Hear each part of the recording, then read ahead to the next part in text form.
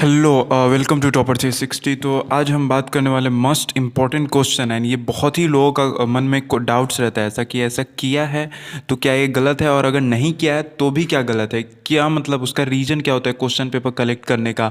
And आपने अगर rough किया है तो उसका क्या मीनिंग होता है, एंड रफ़ नहीं किया है तो उसका क्या मीनिंग होता है। हम इसके एग्जैक्ट फैक्ट को इसमें स्टडी करने वाले हैं। तो देखिए, सबसे पहले जो एग्ज़ाम आपका हुआ है ये फॉरेस्ट गार्ड का 16 दिसंबर को एग्ज़ाम हुआ था, एंड फॉरेस्टर का एग्ज़ाम हुआ था 20 दिसंबर को। ये बात तो आपको पता होगी, ठीक है।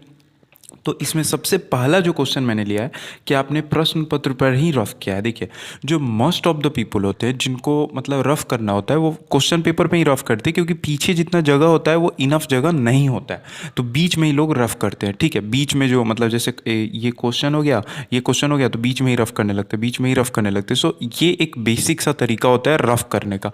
समझ गए बात को आप। तो अगर आपने ऐसा किया देन आपको कोई प्रॉब्लम होने वाला है नहीं, क्योंकि अगर आप क्वेश्चन के बीच में रफ करते हैं तो उससे कोई प्रॉब्लम नहीं होता है, ठीक है। लेकिन अगर जो क्वेश्चन जैसे ये क्वेश्चन पेपर है, ठीक है, और इसके जैसे फ्रंट पेज पे रोल नंबर लिखा होता है या फिर जो भी डिटेल्स लिखे होते हैं, अगर आपने पहले ही पेज पे अगर रफ किया या फिर गलत सही करना चालू कर दिया, मतलब फर्स्ट पेज से जो फर्स्ट वाला पेज है, ऐसे मुझे नहीं लगता कोई फर्स्ट पेज पे रफ करेगा।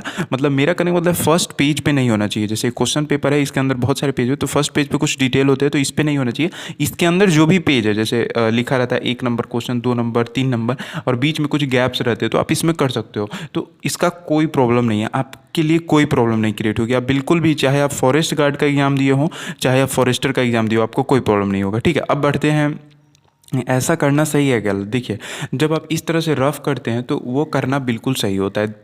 इसका रीज़न ये है कि मान लीजिए कि अगर आपके अच्छे खासे मार्क्स आ रहे हैं या फिर कहीं क्वेश्चन पेपर चेक होता होगा, तो उसमें ये देखा जाता है कि जैसे ये क्वेश्चन सॉल्व किया है तो इसने कहीं कुछ लिखा हुआ है कि नहीं, या फिर कहीं पे कोई मतलब इसने कुछ सॉल्व किया है कि नहीं। देखिए, अगर कोई बच्चा मान लीजिए कुछ चीटिंग वगैरह कर रहा है तो वो तो रफ करेगा नहीं, उसको सारे आंसर पता है, देन वो आराम से वो टिक कर लेगा। तो उससे भी थोड़ा कभी कभी पता चल जाता है कि यार ये इतना टफ क्वेश्चन था और इसने मतलब एक जगह भी रफ नहीं किया, तो थोड़ा सा डाउट क्रिएट हो जाता है। और पता है, वैसे ही बच्चों का बाद में जाके अच्छे से मतलब स्कैनिंग होता है, मतलब कंफर्म करने के लिए। उसी के लिए तो हैंड राइटिंग, जैसे आप देखते हैं ना, हैंड राइटिंग में आपसे लिखवाया जाता है हैंड राइटिंग में कि आप लिखिए, आपने लिखा है कि नहीं। इसलिए वो लिखवाया जाता है कि अगर मुझे दोबारा लिखवाना हो तो चेक करके पता चल जाएगा कि कैंडिडेट सेम था या फिर उसकी जगह पे कोई स्कॉलर बैठा हुआ था, ठीक है, स्कॉलर बैठा हुआ है। सो ये सारी बातें आप समझ गए होंगे। तो अगर आपने रफ किया कोई प्रॉब्लम नहीं है, ऐसा करना सही है गलत तो बिल्कुल सही है, बस फर्स्ट वाला पेज है उस पर आपको नहीं करना है, ठीक है। अच्छा, क्या रिजल्ट इससे भी पेंडिंग हो जाता है? ऑफ कोर्स, अगर किसी ने मान लेते हैं कि फर्स्ट पेज पे ही मिस्टेक किया है, ठीक है, या फिर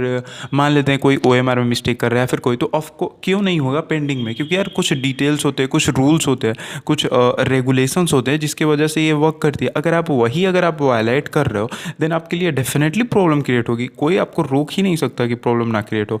बट मुझे जहाँ तक लगता है कि 99% केसेज में बहुत लोगों ने तो पीछे रफ किया होगा जहाँ पे लिखा रहता है कि हाँ आप रफ कर सकते हैं। उसके बाद अगर 90% केसेज में फर्स्ट पेज पे कोई नहीं रफ किया होगा, बीच में रफ किया होगा, तो उनको कोई प्रॉब्लम नहीं होगी हमारी तरफ से, ठीक है। जहाँ तक हमने एक्सप्लोर किया है, जहाँ तक हमने सर्च किया है, तो बस इतना ही था आपको बताना। ये एक इंपॉर्टेंट डाउट था, बहुत लोगों के मन में रहता है, तो सोचा मैंने सॉल्व कर दिया। अगर आपके लिमिट को पुश किया video then definitely subscribe it. And क्या बोलते हैं, अगर वीडियो अच्छा लगा देन लाइक, एंड वीडियो अगर अच्छा नहीं लगा देन आप डिसलाइक कर सकते हैं, ठीक है ना। और अगर आपके मन में कोई भी डाउट्स हो देन आप कमेंट बॉक्स में भी लिख सकते हैं। I will try to reply in further time. Okay, so इतना ही था आज के वीडियो में। तो वीडियो देखने के लिए आपका बहुत बहुत धन्यवाद। Thanks for watching.